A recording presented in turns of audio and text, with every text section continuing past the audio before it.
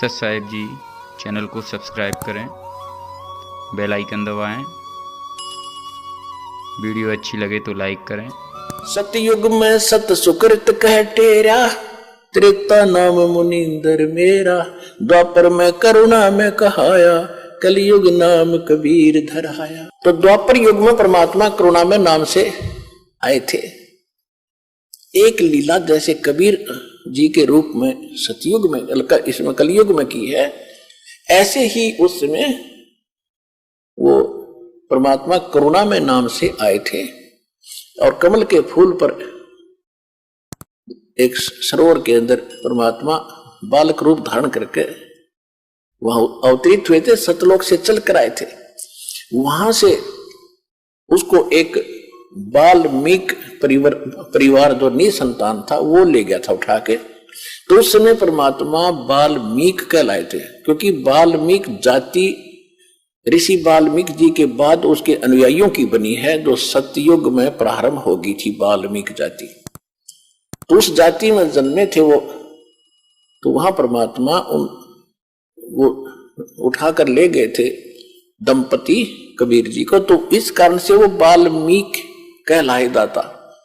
और उसी बाल्मीकि के उस यानी बाल्मीकों में ही एक स्वपच नाम का एक सुदर्शन थे, सुदर्शन नाम था। केवल उसने भगवान को पहचाना था। उसने भी जब पहचाना था जब मालिक ने ऊपर ले जाकर उसको वापस छोड़ा था। उसके बाद उसका बिल्कुल भ्रम निवारण हो गया था। लेकिन सुदर्शन के माता पिता नहीं मानते थे, और खुद परमात्मा के माता पिता भी नहीं मानते थे। वो भी रामकृष्ण इन्हीं के पुजारी थे, विष्णु ब्रह्मा शिव जी के। लेकिन सुदर्शन जी ने बालिक का ये ज्ञान नाम भक्ति ग्रहण किया था।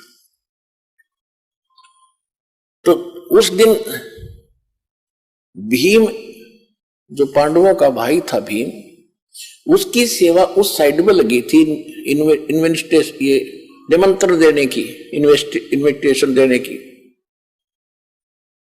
और उसने जाकर देखा सब जगह वो अपना निमंत्रण दे के आ गया, जा रहा था। तो वहां एक झोपड़ी में सुदर्शन जी रहते थे, वाल्मीकि। और वहां जाकर के उसने कहा कि महाराज, मैं युधिष्ठिर राजा का भाई हूं, भीम मेरा नाम है, और आपको ये निमंत्रण देने आया हूं, आप अवश्य आइएगा। हम एक अश्वमेध यज्ञ कर रहे हैं।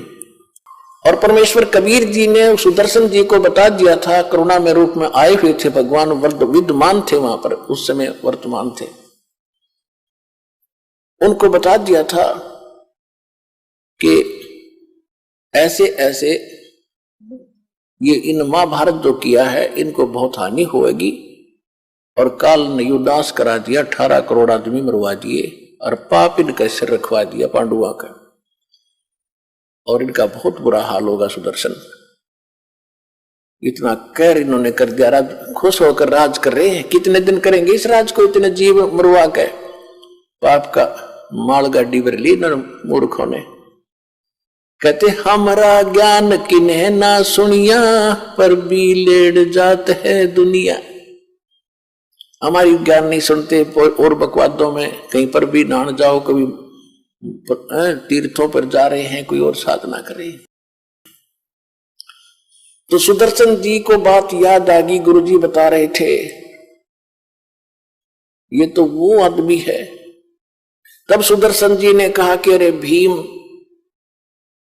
तुम्हारे अन्न को जो खाएगा वो सीधा नरक में जाएगा। ऐसी गलती सुदर्शन नहीं करेगा।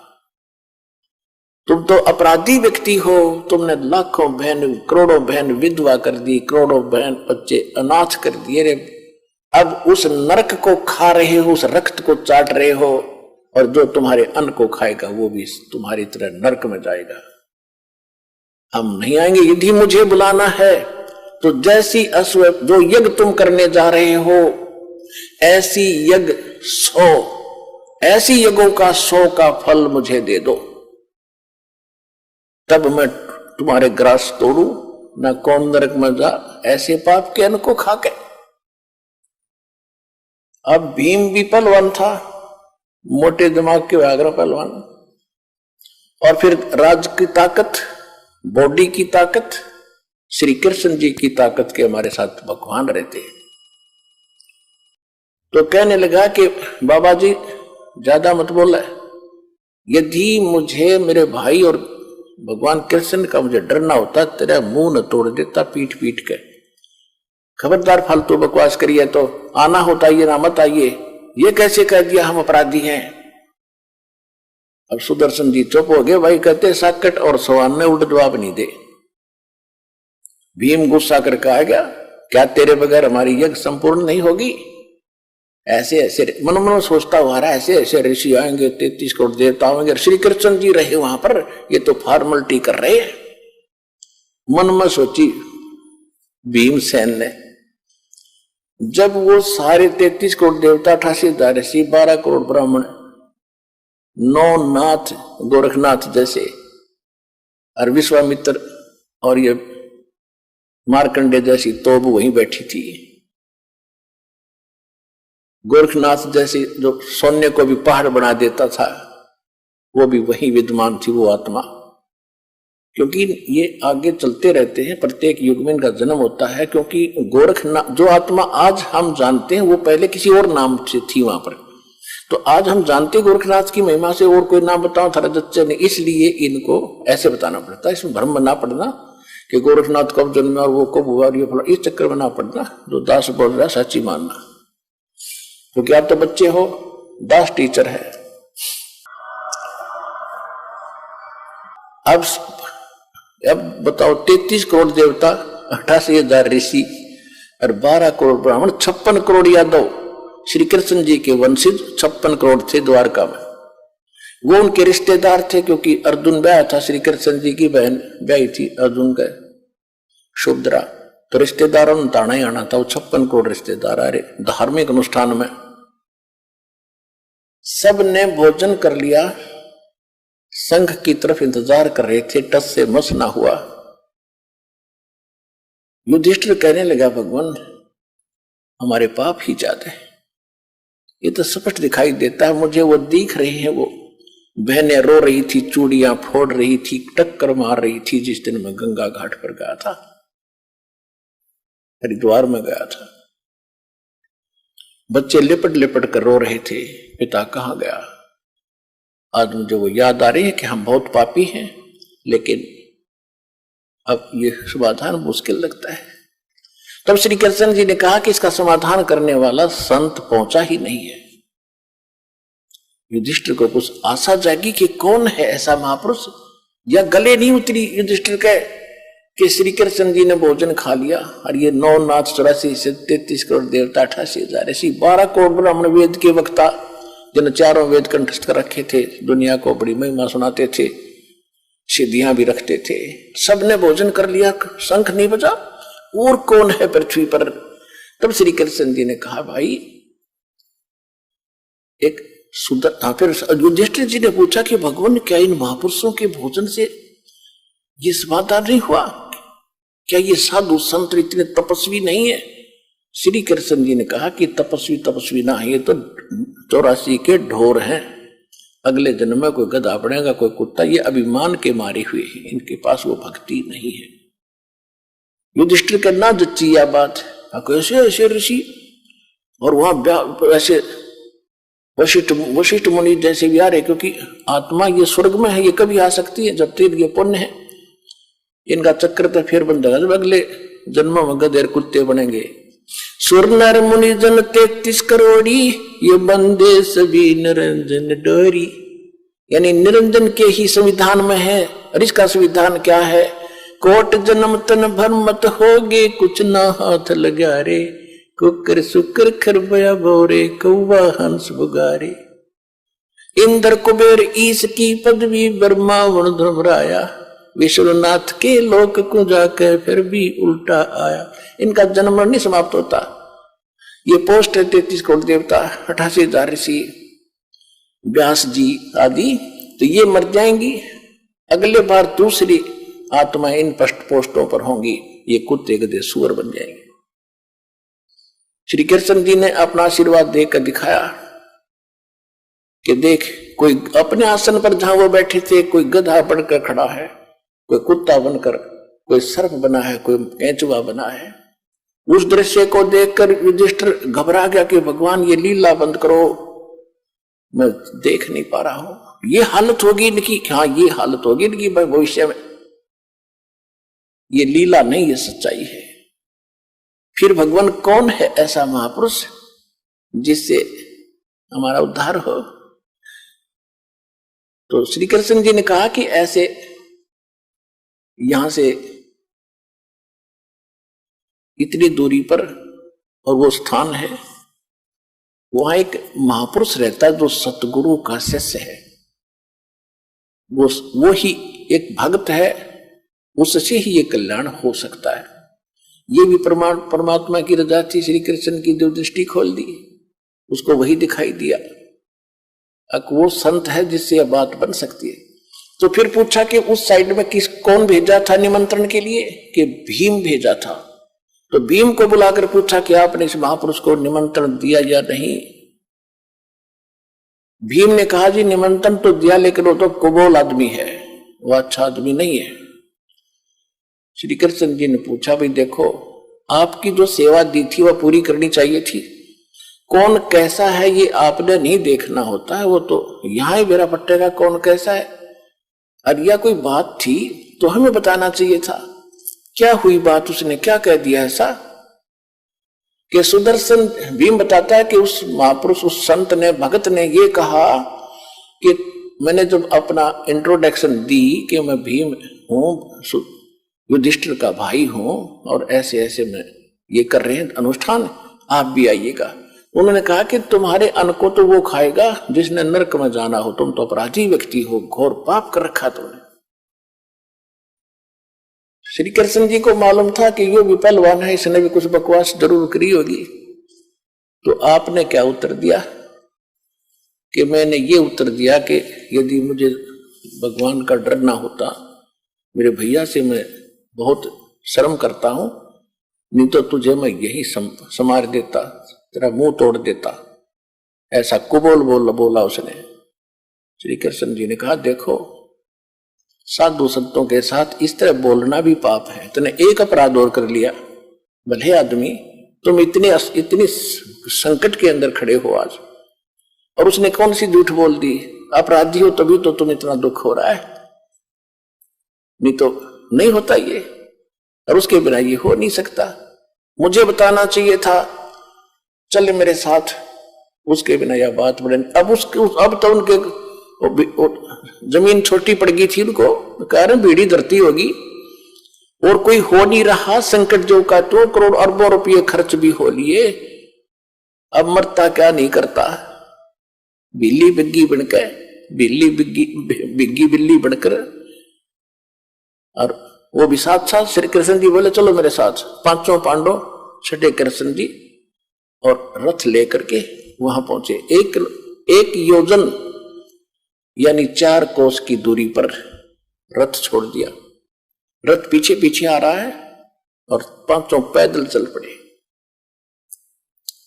श्री कृष्ण जी ने जाकर, उस दिन क्या हुआ कि सुदर्शन जी ने ये बात जाकर बताई अपने गुरुदेव करुणामय अर्थात परमेश्वर कबीर जी से कि भगवान भीम आया था और ऐसे ऐसे कह रहा था, मैंने तो उसको मना कर दिया।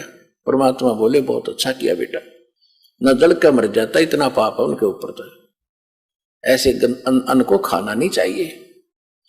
अब परमात्मा बोले वो फेर आवेंगे भाई, क्योंकि उनका काम तो बनना ही नहीं है, बनना ही यहां से है, वो तो हमसे ही बनेगा।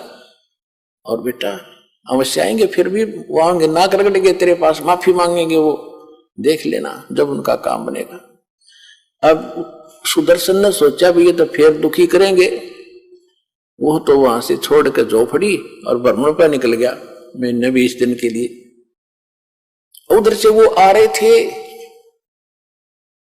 परमात्मा ने अपनी महिमा बना के रखनी थी, अपने भगत की इज्जत रखनी थी और अपनी भक्ति की टेक रखनी थी, इज्जत रखनी थी, जनता में जनाना था कि हमारी भक्ति ऐसे ऐसे फल सबसे ताकतवर और श्रेष्ठ है। खुद सुदर्शन रूप बनाकर अपने शिष्य का झोपड़ी में बैठ के जाकर अपनात्मा अध्यात्म मार्ग के अंदर एक ऐसी परमात्मा की रजा होती है, उसमें किसी को बताने की आवश्यकता नहीं पड़ती ये कितनी कौन पोस्ट है या कौन व्यक्ति है, कौन पुरुष है, कौन सिद्ध है। अपने आप ताकतवर के सामने वाला अपने आप झुक जाता है। जब श्री कृष्ण जी वहां आए तो परमात्मा बैठे थे झोपड़ी में आसन पे। श्री कृष्ण जी ने मुकुट समेत प्रणाम किया। श्री कृष्ण जी दंडवत प्रणाम कर रहे हैं तो सारे पांचों पांडवों ने भी करना था, क्योंकि वो तो फंसे पड़े थे। पहलवान ने भी प्रणाम किया, दंडवत प्रणाम किया। फिर खड़ा होकर के श्री कृष्ण जी ने कहा कि हे परवरदिगार, ये युधिष्ठिर है, ये इसके सब भाई हैं, इन्होंने एक यज्ञ किया है, इनको आपत्ति आई है, आपको मंत्र देने आए हैं, आपको ले लिवाने के लिए आए हैं। आप चलिए सृजनहार, इनका उद्धार करिए, इनके यज्ञ में चलिए, इनका कल्याण हो जाएगा। साधु संत से ही होता है कल्याण। तब परमेश्वर ने कहा सुदर्शन रूप में कि भाई देखो महाराज जी, आप त्रिलोकीनाथ रहे, मैं एक गरीब आदमी झोपड़ी वाला, आप तो समर्थ हैं, आप सक्षम हैं, आप तो लीला कर रहे हो, आप भी तो कर सकते हो। श्री कृष्ण जी बोले नहीं, जिसका काम उसी को साजे और करे तो मूर्ख बाजे, जो तो आपसे होगा भगवान। तो श्री परमात्मा ने कहा, सुदर्शन रूप में बैठे थे, कहा कि भाई मैंने इस पहलवान से बताई थी मेरी शर्त पूरी करो। कौन सी शर्त थी आपकी? श्री कृष्ण जी ने पूछा, क्या शर्त थी आपकी? मेरी शर्त है कि 100 भीम ने बता दिया था कि ये शर्त भी रखी उसने कि 100 अश्वमेघ यज्ञ का पुण्य मुझे दो, तब मैं चलूं। इस बात से मुझे और दुख हुआ कि ये आना ही नहीं चाहता। तो श्री कृष्ण जी को वहां पता लग गया था कि ये कंडीशन है महात्मा की असली, तो वह भी उनका ध्यान में थी बात। तो जो ही सुदर्शन रूप में परमेश्वर ने कहा कि मेरी वो कंडीशन पूरी करो जो शर्त मैंने रखी थी, 100 अश्वमेघ यज्ञ का फल मुझे दो, तब मैं चलूं। श्री कृष्ण जी ने कहा, अरे पुण्यात्माओं, ये वेद भी प्रमाण देते हैं, खुद भगवान भी प्रमाण देते हैं। चारों युग में मेरे संत पुकारे, कूक कहा हम हेल रे, हीरे माणिक मोती बरसे, ये जग चुगता ढेल रे। चारों युगों मालिक आते हैं, चारों युगों में यही सूक्ष्म वेद की वाणी बोलते हैं जो दास आज आपको सुना रहा है। लेकिन उस समय ये संस्कृत के ज्ञाता, ये अभिमानी लोग इस लाल को परख नहीं पाते और हमें भी वंचित रखते हैं, स्वयं भी वंचित रह जाते हैं। परमेश्वर ने तो श्री कृष्ण जी ने कहा कि परमात्मा ने वो वाणी बोल ही रखी थी, और ये शब्द खंड नहीं होता, सबके अंतःकरण में ये जो का तू जमा होता है। चाहे कितनी बार जन्म कुत्ते गधे का हो लो, मनुष्य का जब जन्म होगा और यदि आपका वो टीवी चालू हो गया जातक से, तो आप सामने ये कभी भी ये वाणी पढ़ सकते हो, सामने नजर आ जाएंगी, सुन भी सकते हो अंदर से टेप की तरह। तो श्री कृष्ण जी ने कहा, आपकी वाणी है भगवान, संत मिलन को चालियो तजमाया अभिमान, जो जो कदम आगे रखे सो सो यज्ञ समान। इस अध्यात्म मार्ग से आपने भी शिक्षा लेनी है कि जिस समय यदि इस सतलोक आश्रम बरवाला में ये दास बैठा है, पृथ्वी पर संत कहो, सतगुरु कहो या दास कहो, जिसके पास वो अनमोल खजाना है जो किसी के पास नहीं है, इससे वो अनमोल खजाना प्राप्त करने की विधि कैसे है? संत मिलन को चालियो तजमाया अभिमान, जो जो कदम आगे रखे ओ हे यज्ञ समान। अब जैसे आप यहां आते हो, अपनी पद, अपनी ताकत, अपनी ऊंची जाति, सम्मान, पद, इसको भूल के आया करो, यहां मत लेके आया करो। ये बीमारी है, ये तो रोग है भयंकर इस जीव के लिए। यहां तो एक दास बनकर आओ। जैसे बच्चा विद्यालय में जाता है, बच्चे कितने बड़े अधिकारी का है, किसी राजा का है, किसी का है, वहां तो एक साथ पढ़ता है, एक जैसा बैठता है, और बच्चे उसको खुरकाते धमकाते, इधर बैठ, चल इधर बैठ। वो उस समय कभी कंप्लेंट नहीं करता अपने माँ बाप को जाके, वो मुझे धमकाता था, वो मुझे खुरकाता है, वो बच्चों की तरह ही रहता है। तो यहाँ आपने आके चाहे कितना उच्च पोस्ट हो आपकी, ये उच्च पोस्ट तक 2 दिन की है, फिर कई पोस्ट मिल जाएंगी, गधे कुत्ते सुअर की जाए, यहाँ ठीक ठाक ना रहे तो वो भारी पड़ जाएंगे आपको। इसलिए यहां आकर विनम्र रहे, अधीन रहे, इस मन को सेट करना है। जब तक हम अधीन नहीं होंगे भगवान राहत नहीं देगा। इसलिए श्री कृष्ण, उनको परमात्मा ने लीला करनी थी कि श्री कृष्ण में ऐसी प्रेरणा भरी, उसने जाति दंडवत प्रणाम किया, तो 5 पांडवों ने भी किया। अगर वो प्रणाम नहीं करते तो भी रजा नहीं बख्शते दाता। ये नियम है दाता का। सबको पहले किसको भी कहते सोचल छिद्र मैं करूं, अपने जन के काज, अधीन होना पड़ेगा भगवान के निकट आने के लिए। अहंकार से भगवान 100 कोस दूर है। तो श्री कृष्ण जी ने कहा कि आप ही का वचन है भगवान, संत मिलन को चालियो तजबाया अभिमान, और जो जो कदम आगे रखे ओ है एक समान। यानी इस प्रकार आने वाले भक्त को इस सतलोक आश्रम वाला में वही पुण्य मिलेगा जहां से आप चले हो, कहीं से चले हो। और कदम बोला मालिक ने ऐसे, चाहे आप ट्रेन में आए हो, चाहे आप किसी चीज में आए हो, वहां से यहां तक के कदम नाप देगा आपके, और उतने ही यज्ञ का पुण्य आपके अकाउंट में लिख देगा, जो यहां बिल्कुल मर्यादा में रहेंगे आकर के।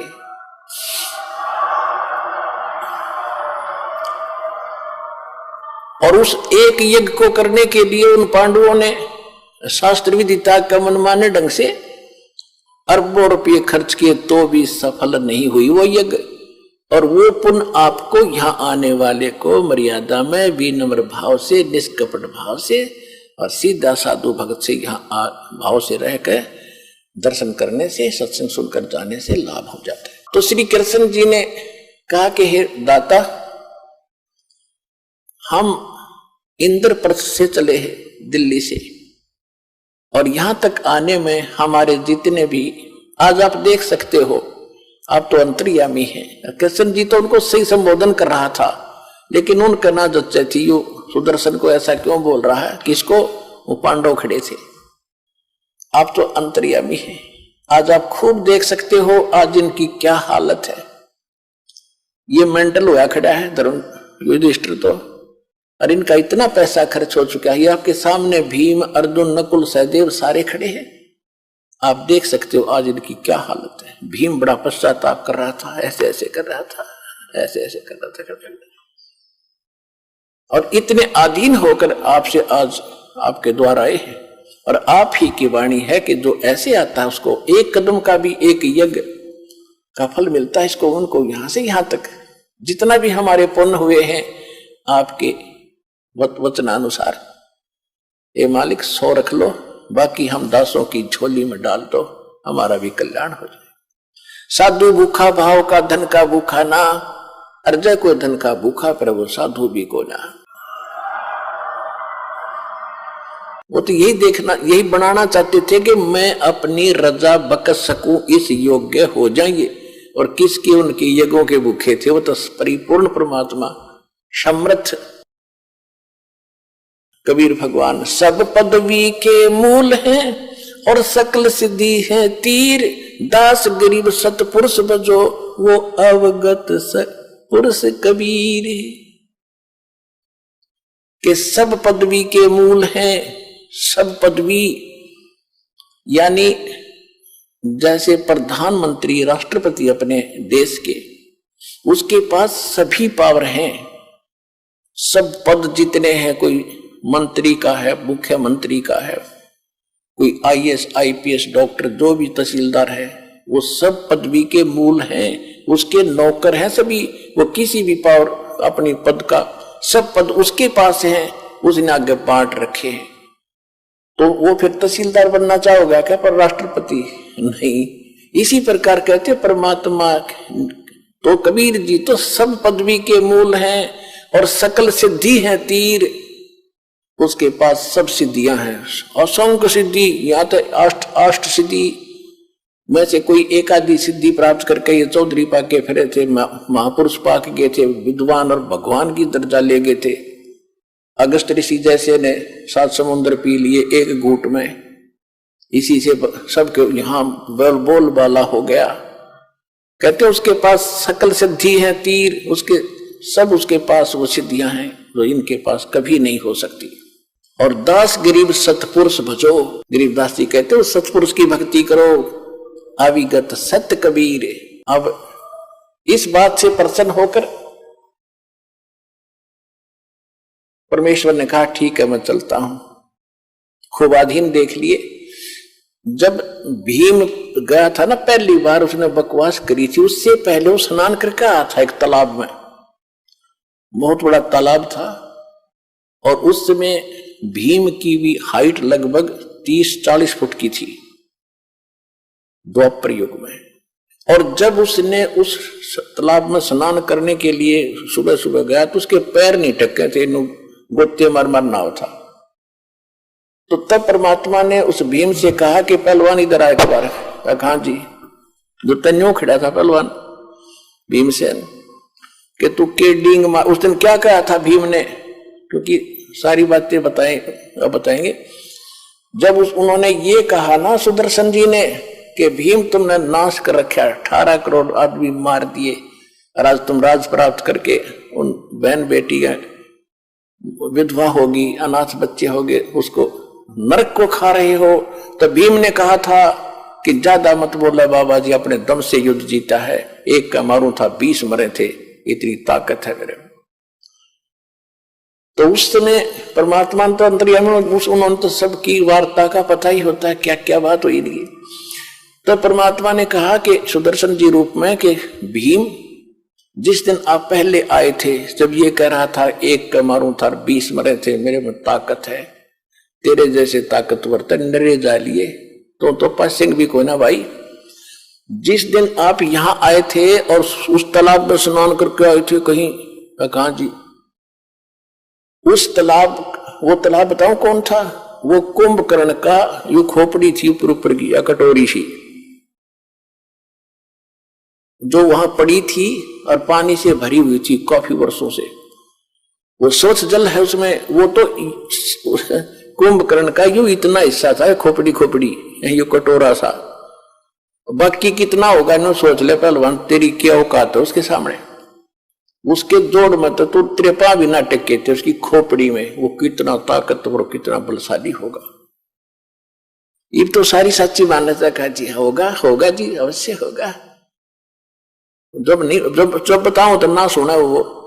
तो पुण्यात्मा आप देख लो विचार करके, इन बातों में हमने नहीं आना है। संसार की कोई वो फलानी ताकत है वो है, ये बकवाद है सारी। ताकत तो एक ही है मालिक की, उसके बाद सब झूठी है। सतलोक चले गए तो हमारा कल्याण है, नहीं तो यहाँ पर अनमाटी इन्हें बनी रहेगी असंख्य जन्मों तक।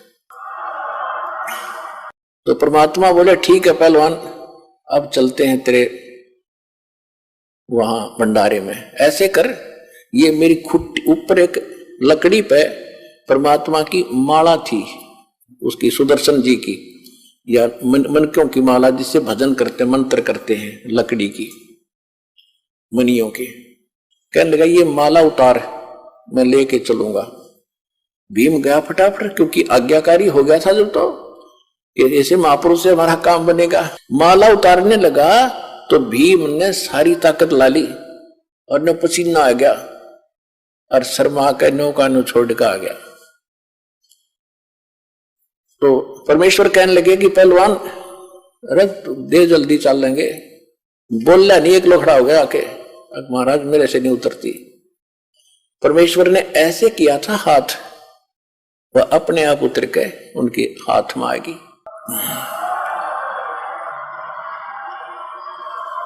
अपने आत्माओं संत चमत्कार नहीं करते, उनसे आपा हो जाते हैं। और ये अगर मालिक थोड़ा सा ना करते, अगर ऐसा नहीं करते तो भीम इनका थोड़ा बहुत भ्रम बना रहता। तो वो तो एक ट्रेलर दिखाया था परमात्मा ने, ताकि इनका दिल डटा रहे, वहां तक इनका सब्र बना रहे। और फिर मालिक की वेशभूषा कैसी थी? जंगल में रहने वाले फटी पुराने कपड़े, धोती लपेट रखी हुई, ऊपर खैर कपड़े उपड़े होते नहीं थे, और पैरों में बुआई फटी हुई, यानी मतलब जैसे काफी दिन स्नान हुए, गांव में से रहते हैं, इस वेशभूषा बैठे जाता, बाल बुढ़े हुए, छोटे छोटे दाढ़ी बढ़ रही, तो लेकर चल पड़े रथ में बैठा के, और वहां बैठे 33 करोड़ देवता, 88,000 ऋषि, 12 करोड़ ब्राह्मण, 9 नाथ 84 सद,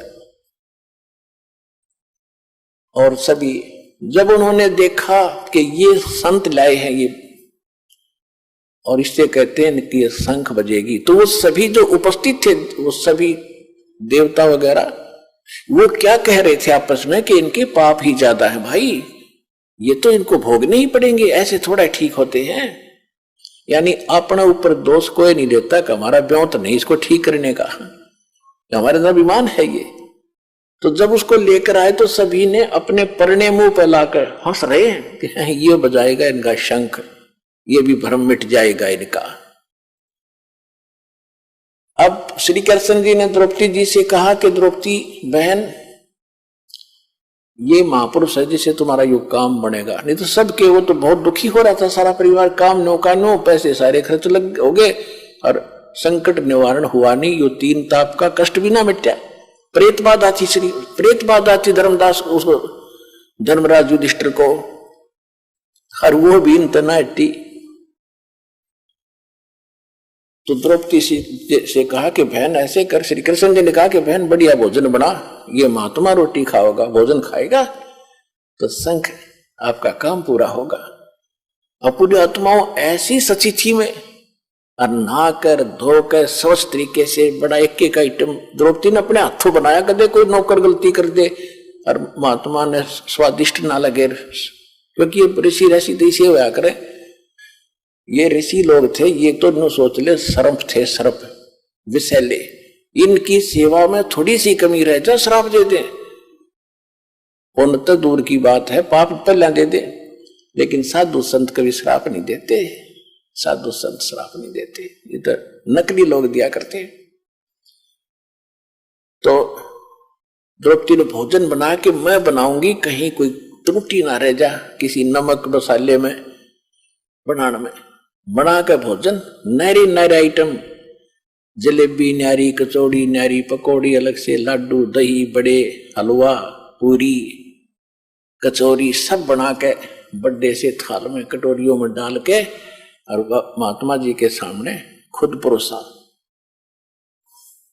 अब परमात्मा ने क्या किया, कटोरी तो न्यारी रख दी अलग अलग, उनमें से थोड़ा थोड़ा भोजन डाल लिया, सब आइटम ले लिए थोड़े थोड़े, भाई मेहनत करी है बेटी ने, और थोड़ा थोड़ा इतना सा सारा डालकर थाली में इकट्ठा करने लग गया। अब द्रौपदी ने सोचा था कि महात्मा घास फूस का खाने वाला, जंगल में रहने वाला, ऐसा भोजन बना दिया है, उंगली खाओगा उंगली चाटेगा, और 100 जगह मेरी महिमा बांटेगा कि भोजन बनाया द्रौपदी ने, भाई ऐसा भोजन सुना ही नहीं, देखा भी नहीं इतना स्वादिष्ट। अब उसने बनाया तो इस दृष्टिकोण से था, सभी बहनों की यही एक टेंडेंसी होती है कि अतिथि आ जावे तो कोई मेरे बनाए हुए भोजन में त्रुटि ना रहे, कहीं ये बाहर जाके मेरी बुराई करे कि ऐसी बहन थी उसने कुछ भोजन भी ना बनाना आया। तो अपने सामर्थ्य से अच्छा भोजन बनाती है, यही द्रौपदी ने किया।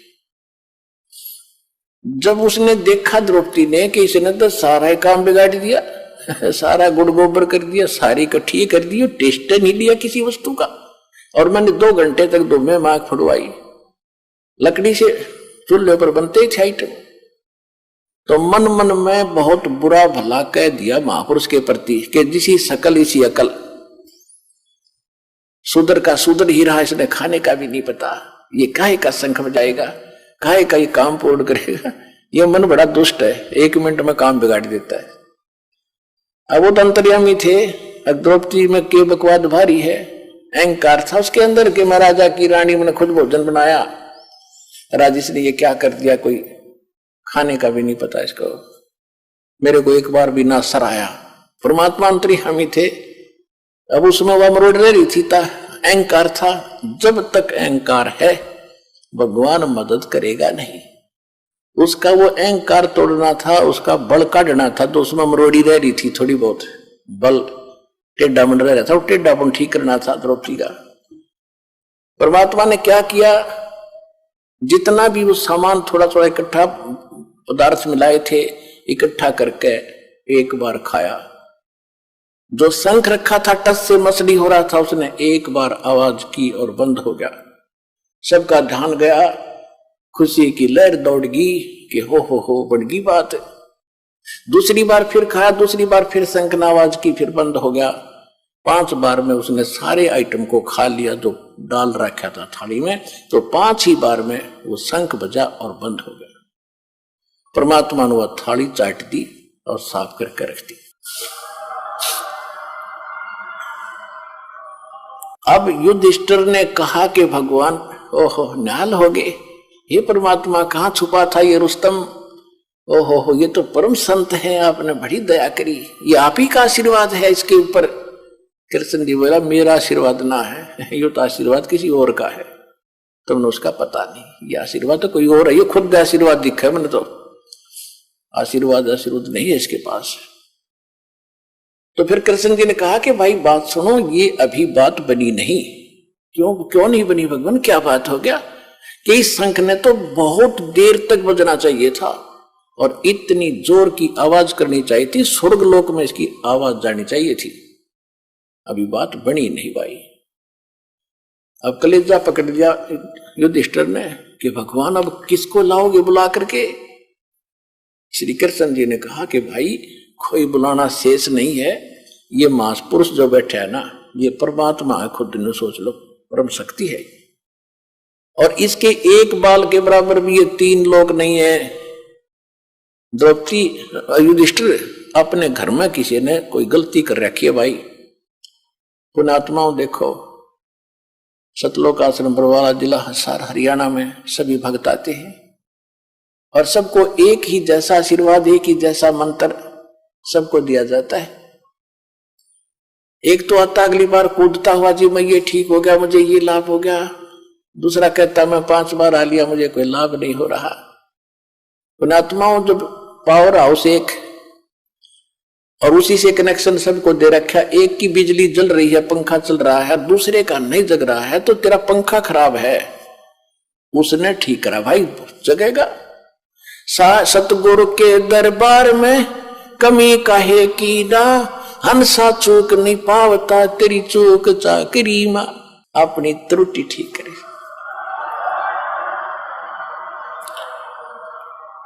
अपनी चूक ठीक करो, पावर तो ज्यों की त्यों है, आपको भी लाभ देगी। आपकी ये अग्रम मगरम खत्म ना होती। ये कैसे हो सकता है, ये कैसे हो सकता है, मतलब काफी दिन में सेट होगी। जब जिस दिन यह सेट हो जाएगी, Kabir is God nothing else, फिर देखना खेल दाता के।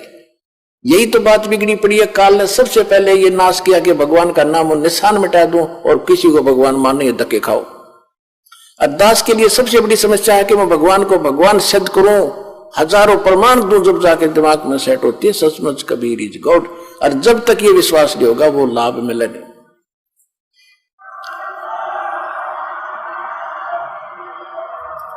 जैसा कि आप परमात्मा को जब भोग लगता है, एक शब्द सुनते हो, मोकू का खोज ढूंढे रे बंदे, मैं तो तेरे पास में, ना तीर्थ में, ना मूर्त में, ना काशी कैलाश में।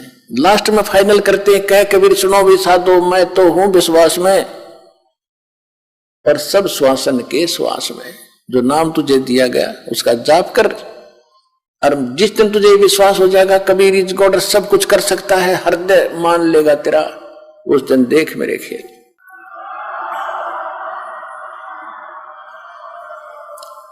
तो द्रौपदी के मन का दोष निकालना था। श्री कृष्ण जी ने कहा कि ये भगवान है खुद, और कोई अपने घर में त्रुटि है जिस कारण से लाइट नहीं आई, पावर आई नहीं, झपके मारगी 2 बार 5 बार झपके लगागी, बंद होगी। तब कृष्ण जी को पता था कि द्रौपदी घनी चौधर की भूखी है, कार है इसमें थोड़ा सा। द्रौपदी के बुला के, बहन सच्ची बताना, ये जब ये महात्मा रोटी खा रहा था, आपने इसके प्रति क्या विचार किए? कृष्ण जी भी देख रहे थे, द्रौपदी ने भी देखा थी, वो कभी नौकर थी कभी नौकर ऐसी बैठी बैठी समझ गए थे कि अब काम बिगाड़ा तगी। तब उसने पूछा कि सच्ची बात बता, तूने क्या मन में सोचा इस महापुरुष के बारे में? इस महापुरुष बिना तुम्हारा काम नहीं होगा। तू इसने एक सुपथ सुधरी है क्या? इसको तो बाल्मीक समझती है। इसके एक बाल के बराबर भी 3 लोग नहीं, इतनी ताकत है इस महापुरुष के अंदर। द्रौपदी ने कहा सच्ची बता। द्रौपदी से कहा श्री कृष्ण जी ने कि सच्ची बताना। कि हाँ जी सच्ची बताओ। मैंने किसी नौकर का सहयोग नहीं लिया नौकरानी का भोजन बनाने के लिए। अपने हाथों भोजन बनाया। ने सोचा था ऐसा भोजन खिला दूंगी, महात्मा गुण गाओगा मेरे जाके और उंगली चाटता रह जाएगा। जब इन्होंने सारा इकट्ठा कर दिया, खिचड़ी बना दी, मैंने बड़ा दुख हुआ और ये शब्द बोल दिए कि रहा शूद्र का शूद्र, इसने खान का पता ना पीन का पता है, और ये काहे का शंख बजाएगा, काहे की कार्य सिद्ध करेगा। श्री कृष्ण जी बोले आपने तो एक पाप और इकट्ठा कर लिया संत के बारे में गलत सोच कर। संत तो किसी तरह रहे, कैसे ही करे, तुमने बकवादों की जरूरत नहीं। अगर आप ही इतने अच्छे होते तो फिर इसको बुलाकर मैं क्यों डाया, मूर्ख हूं क्या मैं, ये सोच लेती थोड़ी बहुत। ये क्या है, कौन है, ये तो मैं भी ढंग से नहीं जानता, पर काम बनेगा इस तरह।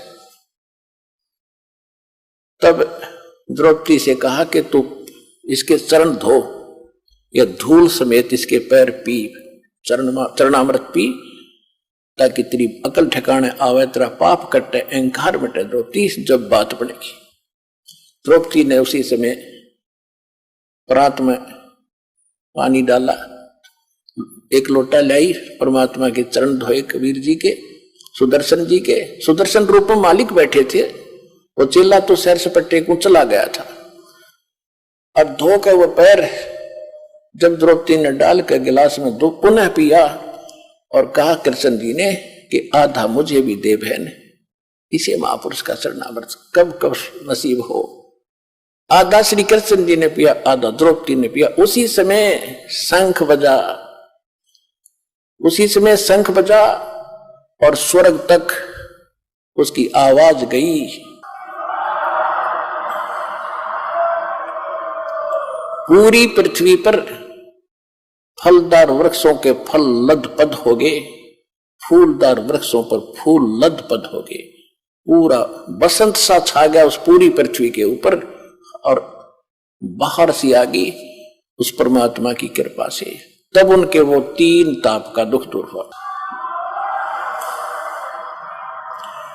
वो 3 ताप भी तब कटे, वो प्रेत बाधा भी ना श्री कृष्ण से कटी, ना और साधना ऋषि मुनियों से कटी, समाप्त हुई।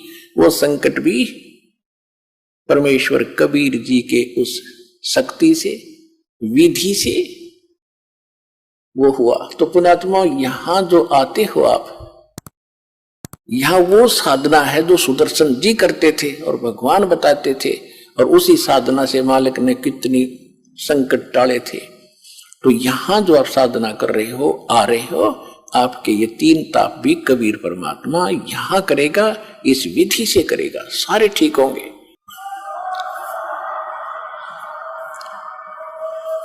उस समय परमात्मा ने 1 घंटा सत्संग किया खड़ा होकर के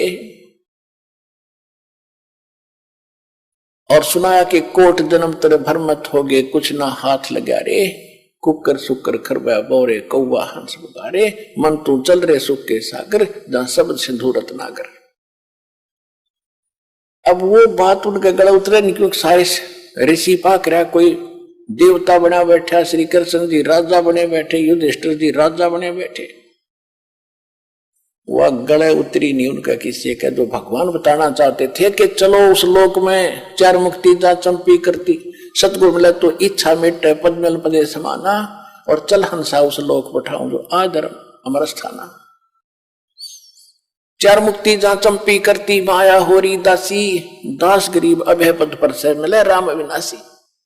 आप वहां चलो जी किसी चीज का भाव नहीं, लेकिन नहीं मानने कोई भी।